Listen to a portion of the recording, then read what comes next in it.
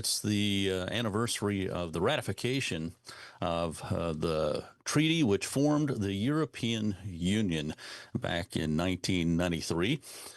This event brought many European nations together into, of course, a single economic and political entity. And yet, an event like that of such significance surely might be found somewhere in the Bible, right? We look in the Bible. That's what we talk about here, and we try to make sense of things in our modern world, in our everyday world, everyday life. But what about events such as the unification of Europe? Today we have Europe rearming, and we have continuous saber rattling, you might call it, with other nations. And where does that fall in Bible prophecy? We hear people talk about the end of the age, and sometimes you see various things happening in the world, and people are quick to say, oh, that this is prophetic. But what does that mean? Where is it found? Can we find anything about it in the Bible? Well, for most things that people talk about, and they say, "Oh, wow, this is prophecy coming about," it may be part of some grander things that are taking place, but it's not something you can point directly to as something happening in the Bible. But surely the formation of something as incredible as the European Union could be found. This is a very historic event, after all, for many generations. People have been trying to unite Europe with the sword, basically, and yet here we find Europe, at least in some form, united economically and politically. In many ways, though, there of course are political differences within the Union. They still agree to cooperate and to work together. So, I'm going to talk a little bit about that today. And we're going to tie it into some of the prophecies of the Bible directly.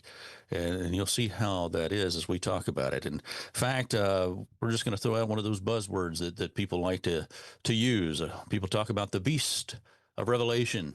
And yet they talk about it without understanding, not knowing what it is, wondering, guessing. Well, today we're going to stop the guessing. We're going to get into some details about this and how it coincides with Europe, because what better way to celebrate the anniversary of the ratification? And I've titled the message today, Europe and the Beast of Revelation. And I will go ahead and tell you, if you want to mark your Bible or just write it down, some notes, we're going to spend a lot of time in four passages of Scripture. And that's Daniel chapter 2, Daniel chapter 7. We'll be in Revelation chapter 13 and Revelation chapter 17.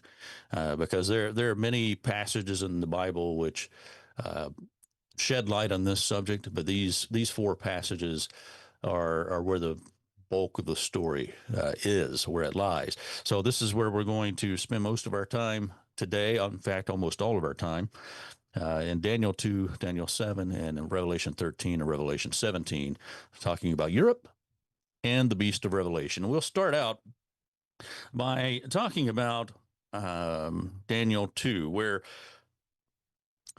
Nebuchadnezzar, who, of course, was the ruler over Babylon and the founder of the Chaldean Empire, he had a dream, and he didn't know what to make of this dream, but it was a pretty spectacular dream, and he wanted to know what it was. He wanted to know the interpretation, and he didn't believe that some of these people who were maybe giving him advice on interpreting his dreams were necessarily honest. He was really disturbed by this dream, so he wanted to be sure he was getting a straight story. So he called his advisors in and said, look, I don't want you to interpret the dream for me. I want you to tell me what I dreamed. Tell me the dream that I dreamed, and then interpret it for me. So he wanted to be sure that this was something that he was getting from God, something that was authentic. He was getting something from someone who had the capacity to not only be able to interpret the dream, but he wanted to know that they even knew what it was without being told. And of course, there was a guy that was up to the task, and his name was Daniel. So when we get down into Daniel, he goes through and talks about the dream, and he says in verse 28 of Daniel 2, Daniel tells Nebuchadnezzar, there's a God in heaven who reveals secrets, and he's made known to King Nebuchadnezzar what will be in the latter days. He's telling him now this dream is about the latter days, or the time towards the end. And your dream and the visions of your head upon your bed were these. And then he tells him what he dreamed. And we'll skip that part because we're going to go through it in detail in the interpretation. So he tells him the dream, and essentially it was a dream of a man who, that man was comprised of various uh, components, like a statue, you might say, with a head and chest and belly and thighs that were all made of something different. And then in verse 36, Daniel says, "So this is the dream, and now we'll tell you the interpretation of it before the king." So he tells him what he saw in his dream. And then he says, "You, O king, are a king of kings. For the kingdom of heaven has given you, or for God of heaven has given you a kingdom, power, strength, and glory. And wherever the children of men dwell, or the beasts of the field and the birds of heaven, he's given them to your hand and has made you ruler over them all." And he refers to the first part of this, you might call it a statue of this man that Nebuchadnezzar dreamed about. The head, he says, "You, Nebuchadnezzar, are this head, which was made of gold." You are this head of gold. So we don't have to guess what this image was. He starts talking about nations. Specifically, this is your kingdom. And we'll see that even more clearly as we go. So you're the head of this of gold, but verse 39, after you shall rise another kingdom inferior to yours, and then another, a third kingdom of bronze, which shall rule over all the earth. So the image that would come after Nebuchadnezzar, that was the chest and shoulders. It was of silver. And then we see a third kingdom of bronze, which of course was the torso and so on. And then the fourth kingdom shall be as strong as iron, it says. And this was the thigh, the legs, and so forth. Inasmuch as iron breaks in pieces and shatters everything, and like iron that crushes, that kingdom will break in pieces and crush all the others.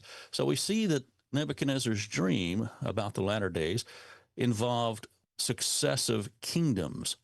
Because notice he says, look, this kingdom's going to come after you, and then another, and then another. So we're talking about world ruling kingdoms, because the Chaldean Empire was a great kingdom ruling over much of the world at that point in time. And each of these kingdoms, which would succeed it, you might say, would have similar characteristics and qualities. In verse 41, then, whereas you saw the feet and the toes, partly of potter's clay and partly of iron, the kingdom shall be divided. So this kingdom of iron would be divided. Yet strength of the iron shall be in it, just as you saw iron mixed with ceramic clay, because we skipped a little bit here. He's talking about the feet and the toes here, partly of potter's clay, partly of iron. So when we get down to the feet and the toes, we'll see a mix here of strength and clay, something that doesn't necessarily adhere well. Has a lot of strength, but it's kind of combined. There are 10 of them, and they don't necessarily adhere that well. So while it's very strong, it's also very fragile. Verse 42. And as the toes of feet were partly of iron and partly of clay, so the kingdom shall be partly strong and partly fragile, and so on. And in verse 44, in the days of these kings, so notice when it's talking about all of these kings, and it comes down to these feet and these toes that are mixed with ceramic and clay and iron, it refers to them as kings. In the days of these kings, the God of heaven will set up a kingdom which shall never be destroyed. Remember, the vision was about the latter days. He's giving Nebuchadnezzar a blueprint through time of successive world ruling kingdoms that would have certain qualities, leading down to the end of the age when Jesus Christ would return. I mean, this is an astonishing thing to understand. God has given us a blueprint through this vision to see when we're going to be approaching the end of the age and the time when Jesus Christ will return and set up his kingdom, which shall never be destroyed, it says, and the kingdom will not be left to other people, but it will break in pieces and consume all these kingdoms, and it shall stand forever. So then, by this, we should be able to look down through history and see successive world ruling kingdoms and find out where we are in the timeline. And are we close? Are we far away? According to what we're given here. But it doesn't stop here. This is just the beginning. We get more and more detail as we go. So for that, we go to Daniel chapter 7. Daniel chapter 7. And we find Daniel in verse 2 had a vision, and behold, four winds of heaven were stirring up the great sea. Of course, the Mediterranean back in his day. And four great beasts came up from the sea. Four great beasts, each different from the other. Now, when we start thinking about four great beasts, we might think back to what we just read in Daniel chapter 2. We had four successive world ruling kingdoms. We starting with Nebuchadnezzar, the head of gold, right? And following Nebuchadnezzar, then we had this kingdom of silver, and then a kingdom of bronze, and then ultimately a kingdom of iron, which would ultimately end up with this mix of iron and clay. Well, here we find four great beasts came up from the sea, each different from the other. The first like a lion and had eagle's wings. And I watched till its wings were plucked off, and it was lifted from the earth and made to stand on 2 feet like a man, and a man's heart given to it. Suddenly another beast, a second like a bear, and it was raised up on one side and had 3 ribs in a mouth between its teeth. And they said thus to it, arise and devour much flesh. After this I looked, and there was another like a leopard, which had on its back 4 wings of a bird. The beast also had 4 heads. This is important. Had 4 heads, and dominion was given to it. We'll see in a moment how important that is. And this I saw in the nightly visions, and behold, a fourth beast, dreadful and terrible, exceedingly strong, and it had huge iron teeth, devouring, breaking in pieces. Now, hear that language. We just read that language in Daniel chapter 2, didn't we? About legs of iron, and they were strong, and how they would break in pieces and devour and so forth, trampling with the residue of its feet. It was different from all the beasts before it, and it had 10 horns. 10 horns. So this beast was a little bit different. And there's something about these 10 horns it had that the other beast did not. He says, I was considering these horns, and there was another one, a little one, coming up among them, for whom 3 of the first horns were plucked out by the roots. So 3 of these 10 horns are plucked out, leaving 7. And there in this horn were eyes like the eyes of a man, and a mouth speaking pompous words. And we're going to see a little bit about this individual as well. But what I'd like to do at this point is share on my screen here for you to see a little bit of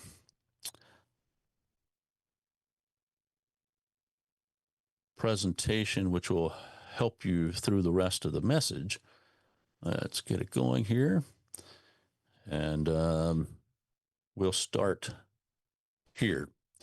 Now, we want to compare, and we haven't read into Revelation 13 yet, but we're going to in just a moment, because we want to compare these passages of Scripture and see that they're talking about the same beast.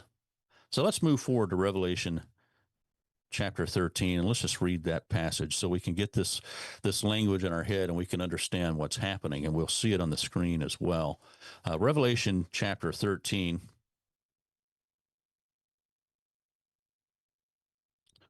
we'll see how all of these images or all of these visions are combined. They're all talking about the same thing. In Revelation 13, here John has a vision. He says, I stood in the sand of the sea. And, as Daniel was on the sea, he says, and I saw a beast rising up out of the sea. Once again, this beast rising up out of the Mediterranean. And I saw a beast rising out of the sea having 7 heads and 10 horns. 7 heads and 10 horns. Now, what is that all about? Well, think back to the 4 beasts we just read about in Daniel. And you think, well, we talked about 4 beasts, but and one of those beasts had 10 horns, right? But now here we're talking about 7 heads. But we had 7 heads on those 4 beasts, didn't we? And because remember that third beast had 4 heads. So you had the first beast had 1 head, the second beast had 1 head, the third beast had 4 heads, and then the final beast had 1 head. So you had 7 heads, and on that final beast, you had 10 horns. So to see the tie-in here, and we're going to go into more in Revelation 13 as we continue. But let's look here at these scriptures up on your screen, where we can see Daniel 2 talking about this head of gold. And in Daniel 7, it talks about this, the lion, the great lion. And this head of gold, or this lion, was the same as the first head of the beast in Revelation 13, this 7-headed beast. This was Nebuchadnezzar and the Chaldean Empire, which reigned about, approximately 625 to 539 BCE. This is what Daniel told us. This is not something we have to make up. This is what the Bible tells us clearly. And then following that, we had another empire rise up. That was the chest of silver, and Daniel 2:39, and excuse the spelling of Daniel there, and Daniel 7:5. This was the bear that rose up, that second beast. And then in Revelation 13, well, it's the second head of the beast. This is the Medo-Persian Empire, which replaced the Babylonian Empire, and you can read about that in the Bible.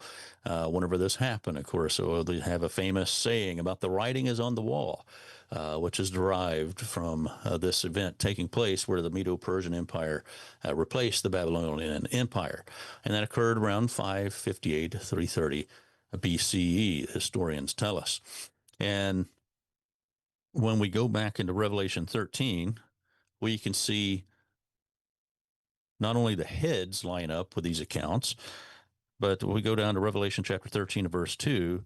Notice it says, now the beast which I saw, not only did he have 7 heads and 10 horns, but it was like a leopard. His feet were like the feet of a bear. See, here we have the bear symbolized. What about the leopard? Well, if we move forward to Daniel chapter 2:39 here on the screen, Daniel chapter 7:6, we see the comparison. The third kingdom that would rise up would be a belly of bronze. Belly of bronze. And this was the beast that had was a leopard with 4 heads. That's heads 3, 4, 5, and 6. This is the Macedonian Empire that came up in 330 BCE under Alexander the Great, when the Greeks ruled the area of the world around the Mediterranean. And one of the interesting things that we know from history about Alexander the Great is, best we can tell, whenever he was dying as a young man in his 30s, he was asked about his succession plan, and essentially he had no succession plan. He had an heir, but his heir was young and really wouldn't be accepted. But he had no real succession plan, and he was asked, who should take over, and the accounts say is whoever was the strongest. And this resulted in a war between his generals after his death, and four of his generals ended up dividing his kingdom up. So the great Macedonian Empire ended up with four heads who were all considered part of that empire, and each led a part of it, and they had agreement with one another. So here we find the four heads of the Macedonian Empire, which of course was known for its bronze, its belly of bronze, just as the Medo-Persian Empire with silver and so on. This is your third, fourth, and fifth, and sixth heads, and the beast of Revelation 13, and it symbolizes the leopard here. The four heads, of course, after Alexander the Great, when the empire was divided, was for Ptolemy, Cassander, Seleucus, and Lysimachus, and who, of course, were the members of the Diadochi. Now, when we go back to Revelation 13, too, we see not only he is like a leopard and his feet like the feet of a bear, which we just saw, but his mouth was like the mouth of a lion. And there we find, of course, the imagery referring back to Nebuchadnezzar and the Chaldean Empire. And the dragon gave him his power, his throne, and great authority. The dragon, of course, was always referred to as Satan. So these empires were empires of men ruling in this age, which is led by the God of this age, which is Satan. The Bible tells us clearly right now he's the God of this age. And these were kingdoms of men being symbolized by these beasts. Let's look at the final one here, the fourth. Daniel 2:40 and Daniel 7:7. You see the two depictions, both referring to iron. This is the legs of iron and Nebuchadnezzar's dream of the statue of the man. And in Daniel 7:7, this is, of course, the beast with the 10 horns.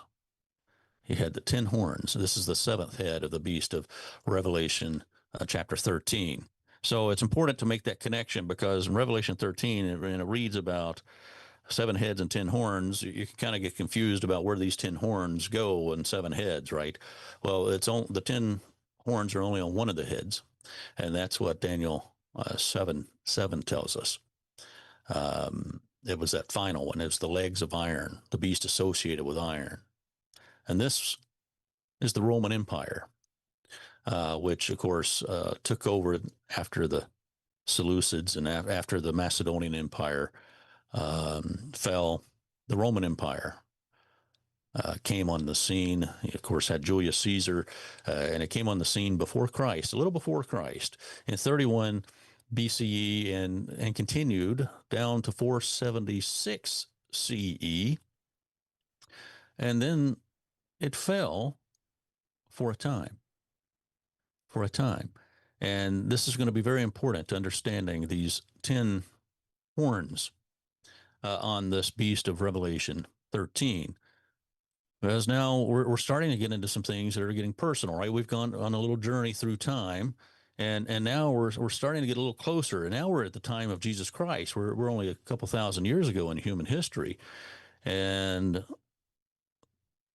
what we find is this is the time when Jesus Christ walked the earth, was during this fourth world ruling empire, this fourth beast. This is when the book of Revelation was written, when John the Baptist was inspired, when he saw the visions of Revelation 13 and Revelation 16. It was during the time of the Roman Empire. And again, that's a very important thing to note. So what are these 10 horns really all about? Well, we need to go back over to Daniel chapter 7, because we started reading about them and then we stopped briefly. Daniel chapter 7.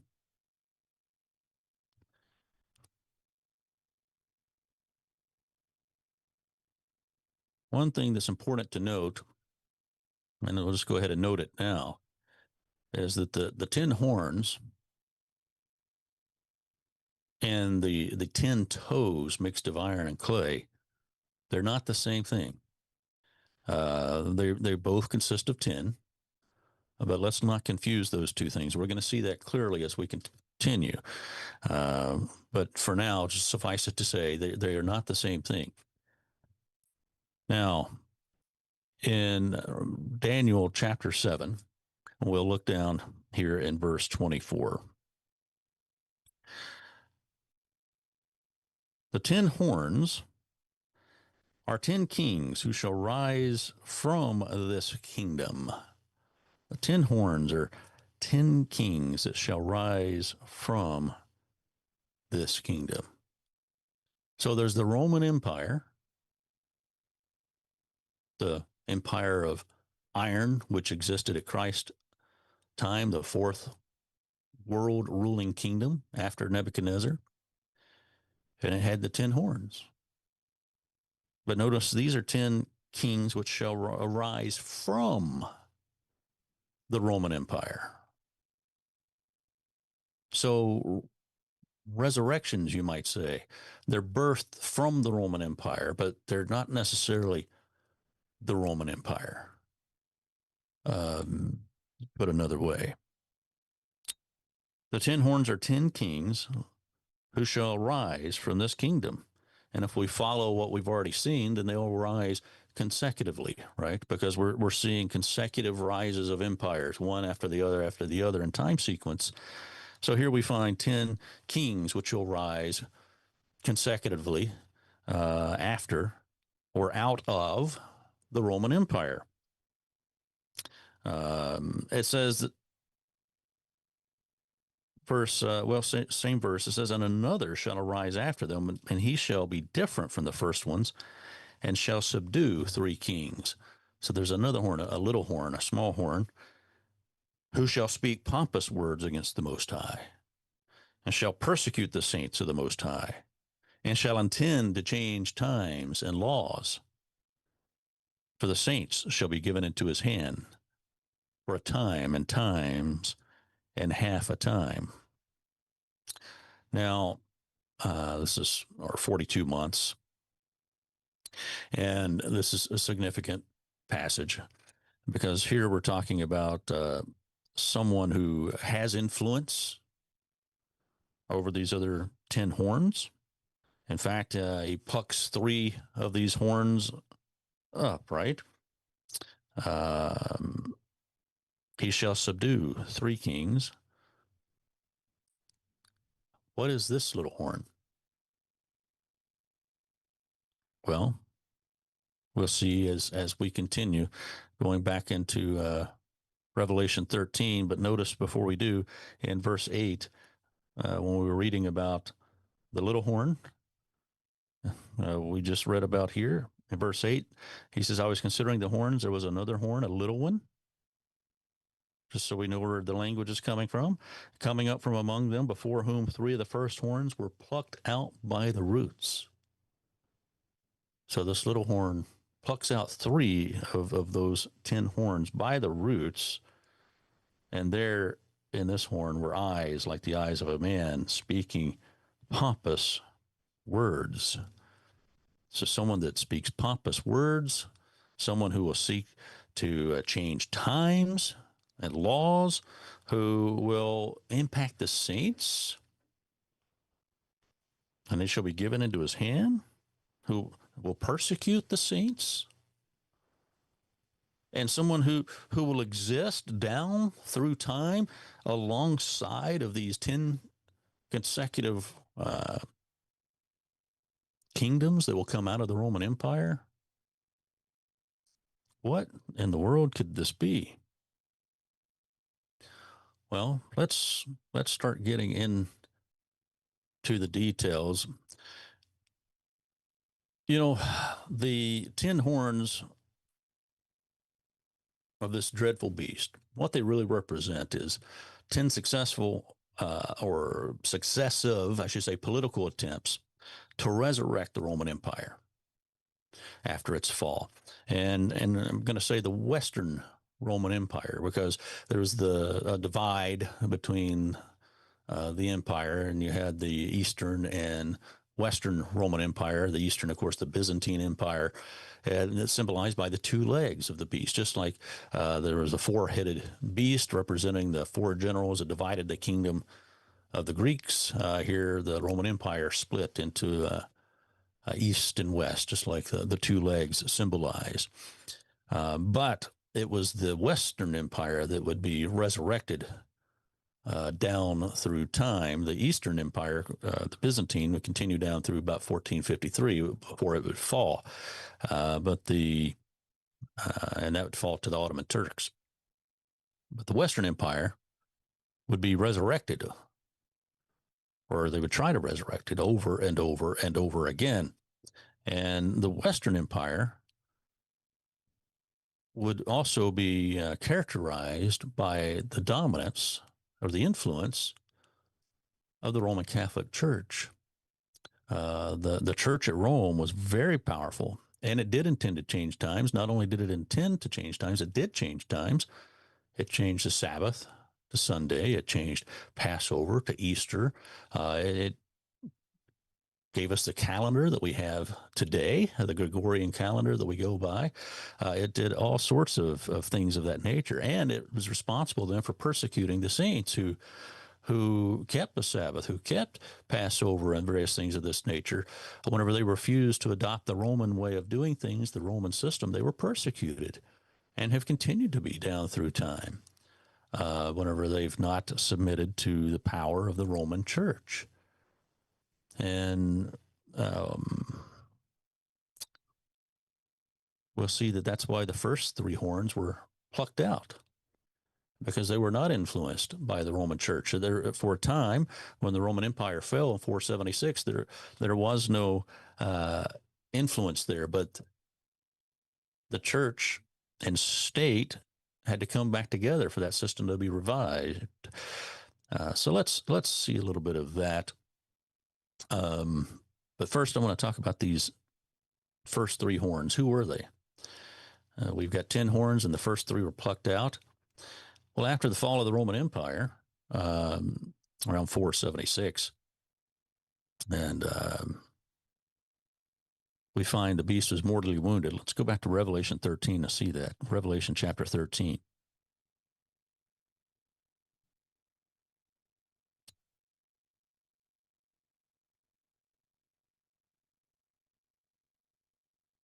In verse 3, Revelation 13, verse 3, I saw one of his heads as if it had been mortally wounded, and his deadly wound was healed, and all the world marveled and followed the beast. Now, this mortal wound, of course, was the Roman Empire's fall. And for a time, there were three kings that ruled in its place in the Roman territory. They dominated that Roman territory. The Vandals ruled approximately 429 to 534 CE. They established a very powerful kingdom in North Africa, in the Mediterranean, again around that same area of the world. They held on to a version of Arian Christianity, and they opposed Trinitarian doctrine of the Church of Rome. So they were not led by the same church and state system, but they would be uprooted by Justinian, who was a Byzantine emperor ruling out of Constantinople whenever he would reunite the Roman Empire later. And this was one of the horns that would be plucked up by the church and state system. One of the other horns, that was the Vandals. There was also the Heruli from 476 to 493 CE. They had a chieftain, I think is you pronounce his name, Odoacer. It's a hard pronunciation for me. Anyway, he was deposed. He was the last Western Roman emperor, or he deposed, rather, the last Roman emperor from the West, who was Romulus Augustulus in 476 CE. And this was the traditional fall of the Western Roman Empire. And he was uprooted then by the Ostrogoths, who also came into that same area under Theodoric the Great in 493. And that was a step in the suppression of anti-papal forces. They rejected the church at Rome as well. The Ostrogoths, and they ruled from about 493 to 554 CE in that area and established a kingdom in Italy itself, and also Arian and Doctrin. So these were all Arians, and therefore it was a major power rivaling Rome's authority, the Roman Church's authority, which of course had a seat of power at this point in time over in Constantinople. And it was finally overthrown by the armies of the Eastern Roman Empire under Justinian, again in 554 CE. This is when the fourth horn would take over. This is when the mortal wound was healed and the church-state system was restored under Justinian.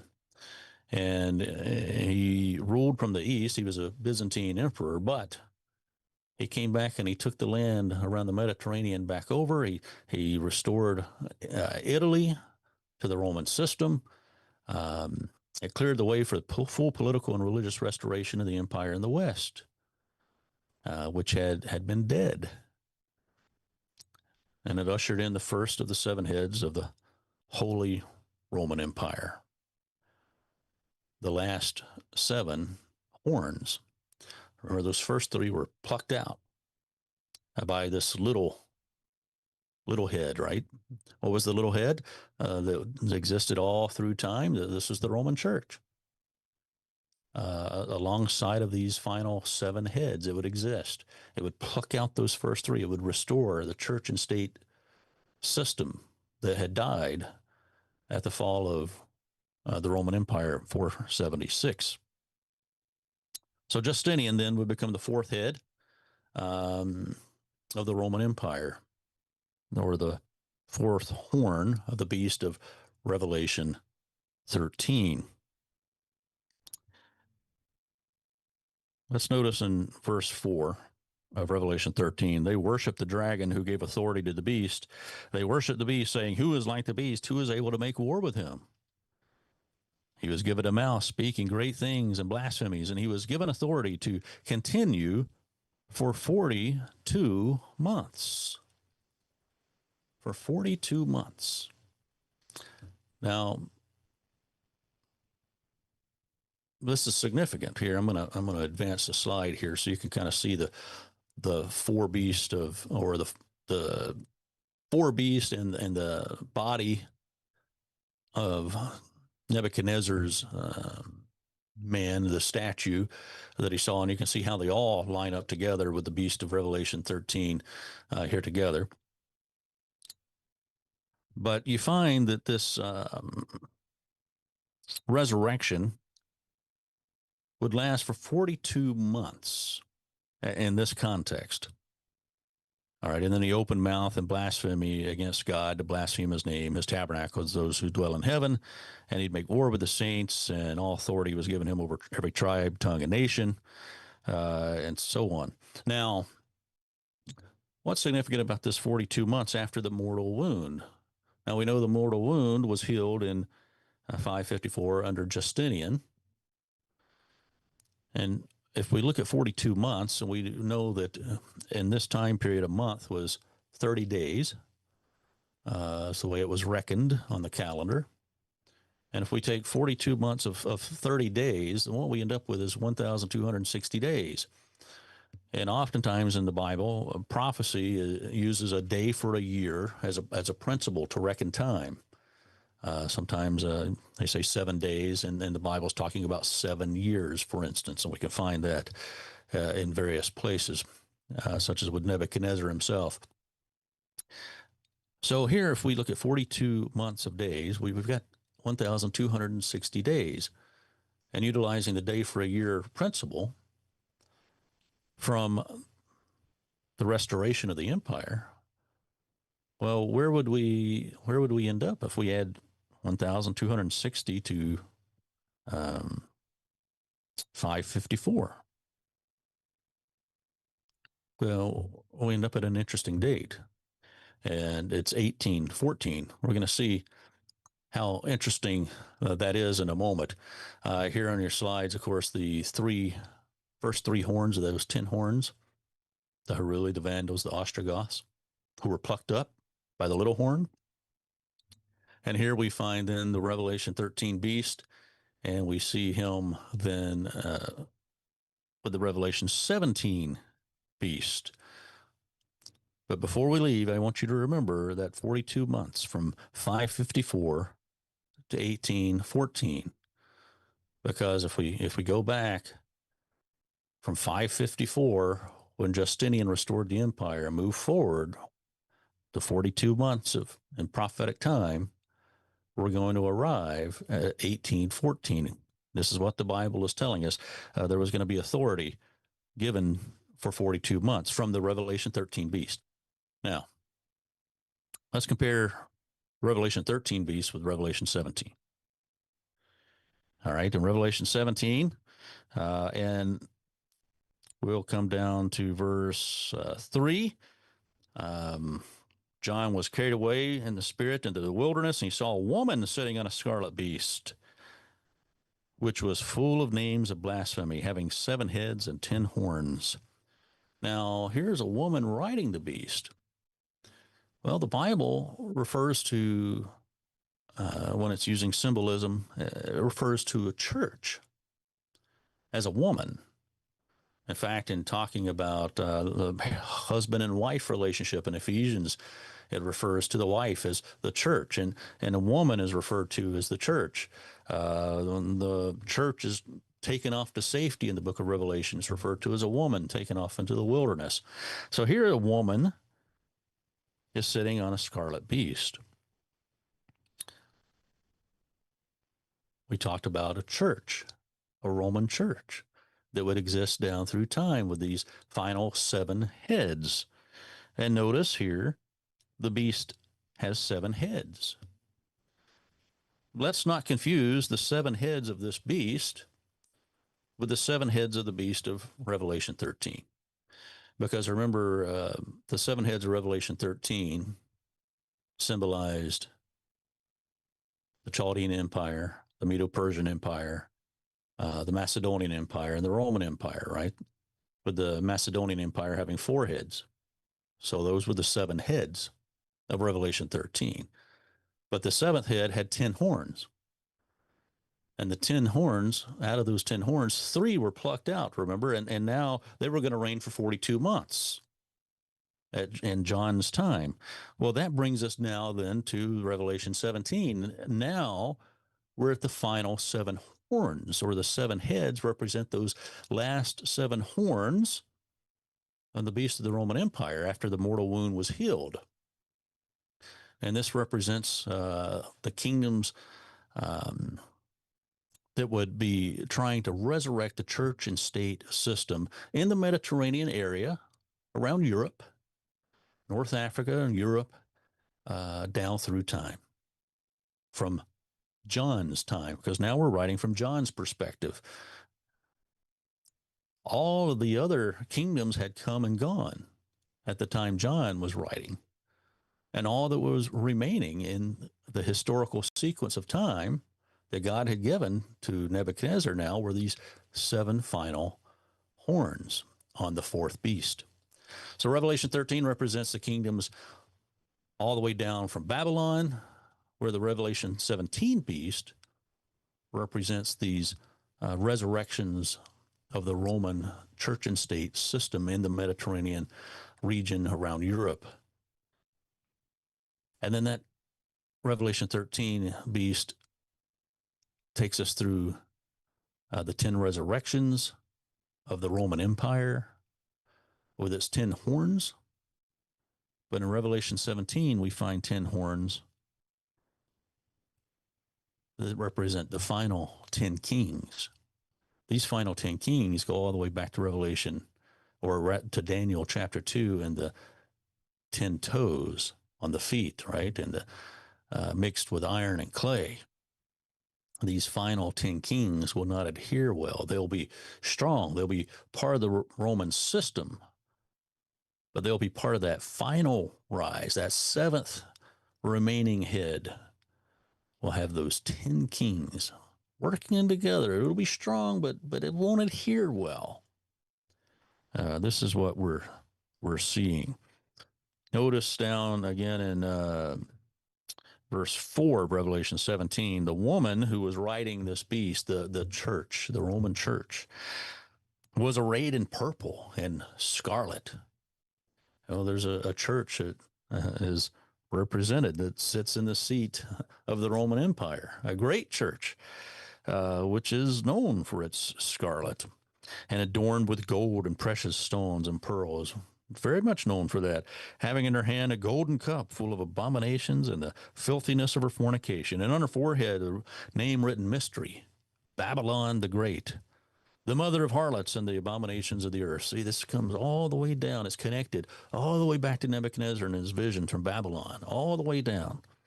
And this church and state sort of system. And I saw the woman drunk with the blood of the saints and with the blood of the martyrs of Jesus. This church that would change times and that would force people who were following Christ, who had kept the days that Christ kept, that had eaten the foods that Christ ate, and so forth, would be persecuted by this church and this church's power over the Roman Empire. And we know this historically has happened throughout time. Look at Emperor Trajan of the Roman Empire and with the church empowering him. What persecution of the saints, and all throughout the early church, especially, you can find these things, but down through time. So anyway, drunk with the blood of the saints and the blood of the martyrs of Jesus, and when I saw her, I marveled with great amazement. But the angel said to me, "Why do you marvel? I tell you the mystery of the woman and of the beast that carries her." What's the mystery? The beast which has 7 heads and 10 horns. The beast that you saw was. It was and is not, and will ascend out of the bottomless pit and go to perdition. It was and is not. Well, that's interesting. We're going to see that's significant as well in a moment. And remember, there was a mortal wound, but then we had these resurrections. And will ascend out of the bottomless pit, go to perdition, and those who dwell on the earth will marvel, whose names are not written in the book of life from the foundation of the world, when they see the beast that was and is not, and yet is. Was and is not, and yet is. Here is the mind which has wisdom. The 7 heads of this final beast, the final 7 heads after the first 3 were plucked out, are 7 mountains on which the woman sits. Mountains are nations in biblical usage. We've already seen that these were kings and so on. The 7 heads are 7 mountains on which the woman sits. So some people refer to this as the 7 hills of Rome, but we're talking about the successive rises of nations, of kingdoms that come out of the Roman Empire, the Roman system in the Mediterranean region. There are also 7 kings. 5 have fallen. 1 is, and the other has not yet come.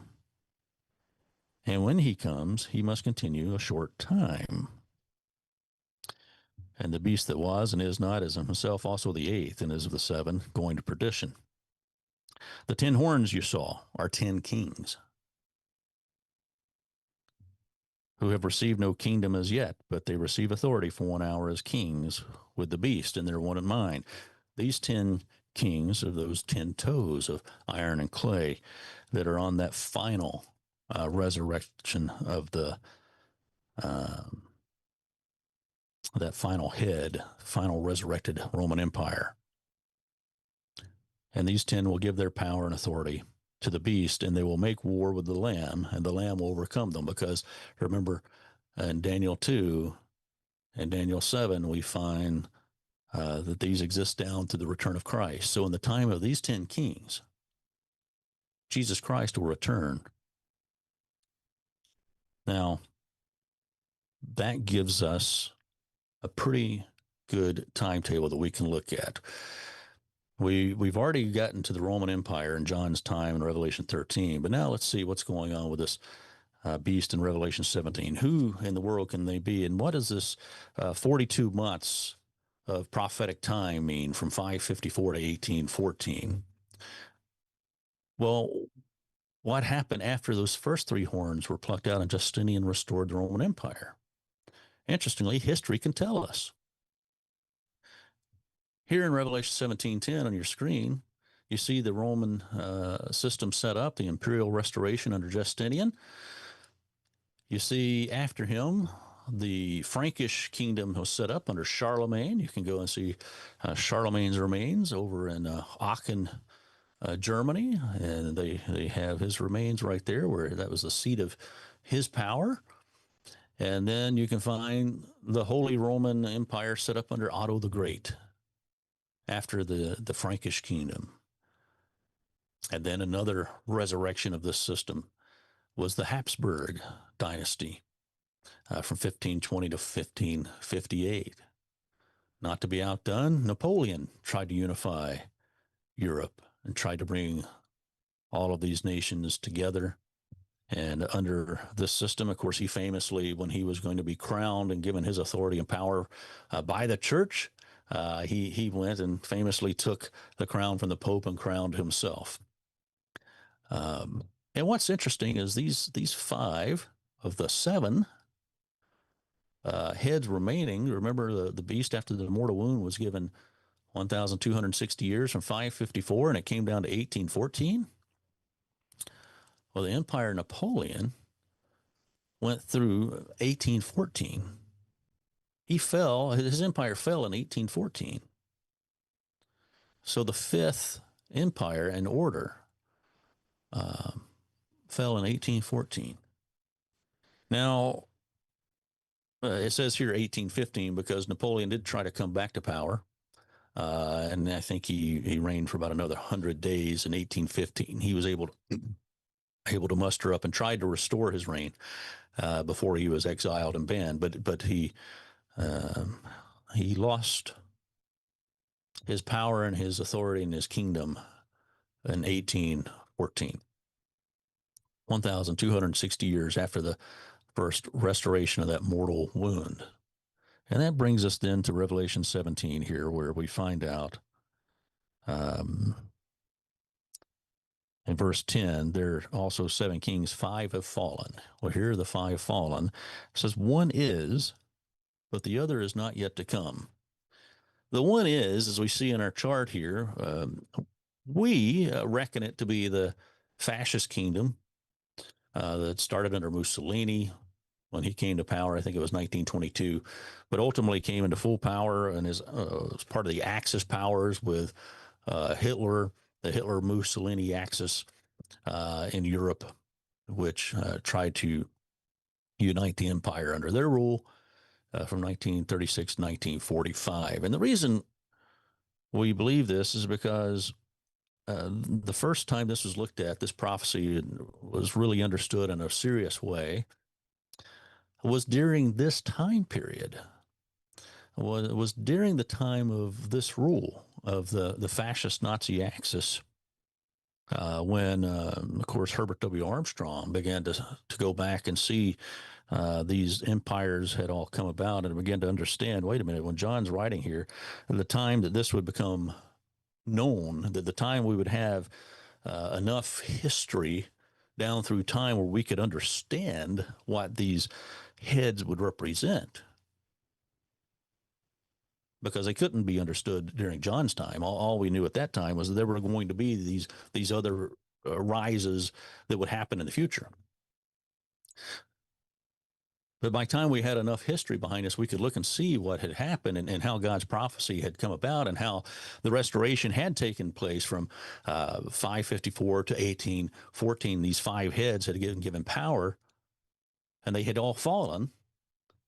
just as the prophecy had shown, that was during the time of the fascist Nazi Axis, is when we came to understand this. And that's where we have one is.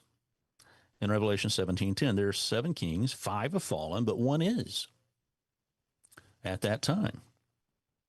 And the other has not yet to come. Now, if this starts to make you feel a little uncomfortable, probably should, because that puts us down to one remaining rise. Out of all of these successive empires that have come and gone, there's only one horn left on that beast of Revelation 13. There's only one horn, or one head, I should say, remaining on the beast of Revelation 17. Those first 3 were plucked up, and now not only have the 5 fallen, but now the 6 of them have fallen. There's one remaining, only one.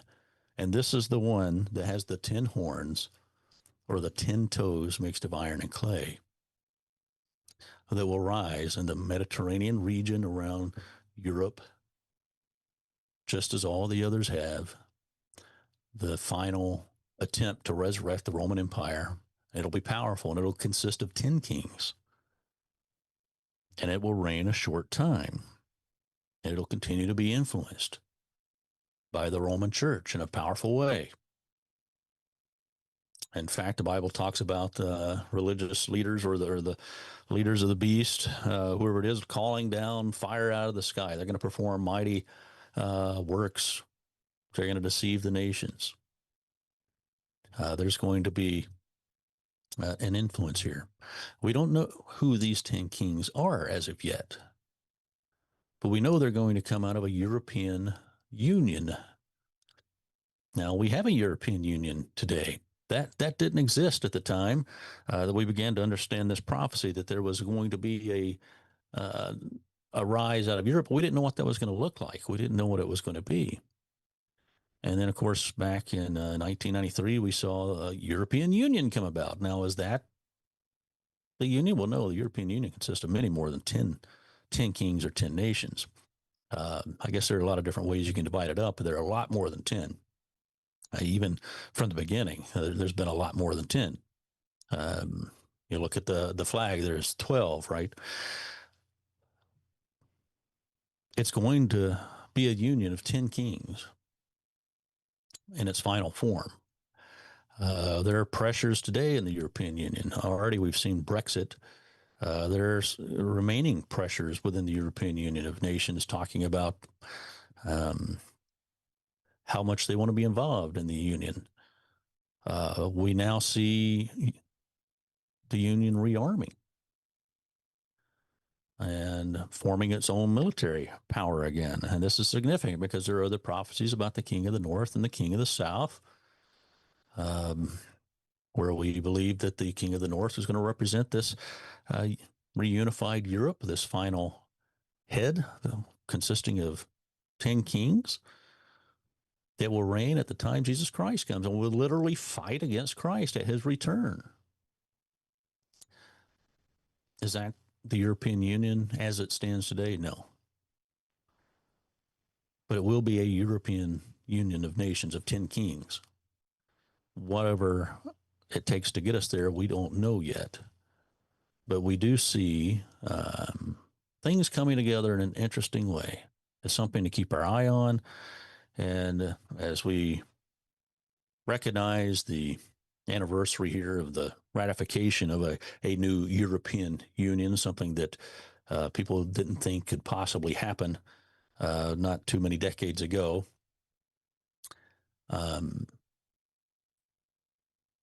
It behooves us to take a look at our Bibles and to take a look at prophecy and to see where we stand.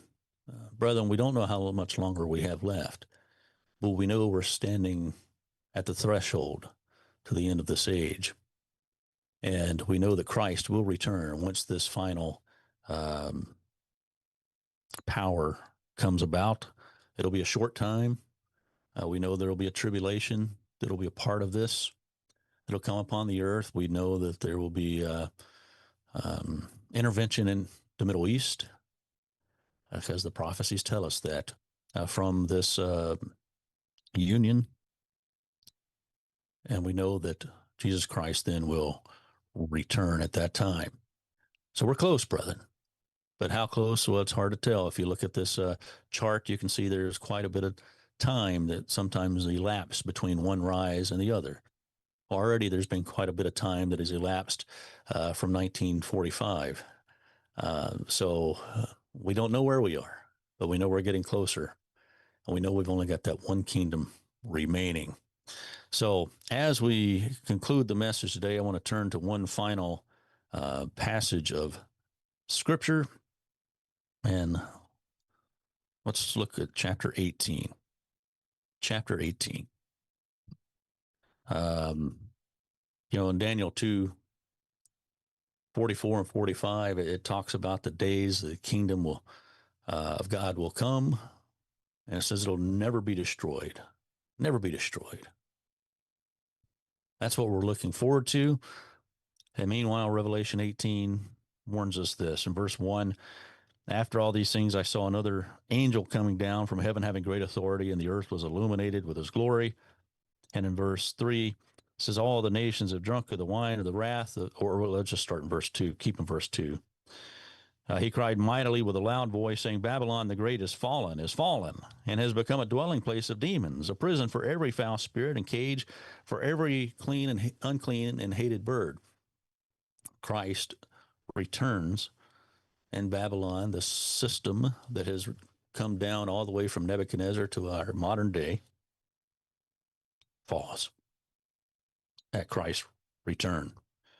And it then talks about all the nations have drunk of the wine and the wrath of fornication. The kings of the earth have committed fornication with her, this church and state relationship, this unnatural relationship that they've had down through time. And the merchants of the earth have become rich through the abundance of her luxury. And then I heard another voice from heaven saying, come out of her, my people. Come out of her, lest you share in her sins, and lest you receive of her plagues. For her sins have reached to heaven, and God has remembered her iniquities. Let's take that warning seriously. Come out of her. If we find ourselves entangled with this political religious system, come out of her is the warning. It's not of God. It's of the God of this age, but that's Satan, the devil. It's not of God the Father and his Son, Jesus Christ. Come out of her. So, brethren, as we think about Europe and the beast of Revelation, I hope this has been informative, a review for some, I'm sure. But it's good to go back and look over and remember how all these things fit together, and to remember where we are in the time sequence. We're close, but we can always look forward to the fact that Jesus Christ is returning, though we have a lot of sad things to happen because of the continued rule of man with this final head, this final 10 kings to rule on the earth. We know that they'll be crushed by Jesus Christ. And finally, his government will be set up on the earth. The beast of Revelation will be no more. And we'll finally have peace on the earth. That's a time to look forward to, brother.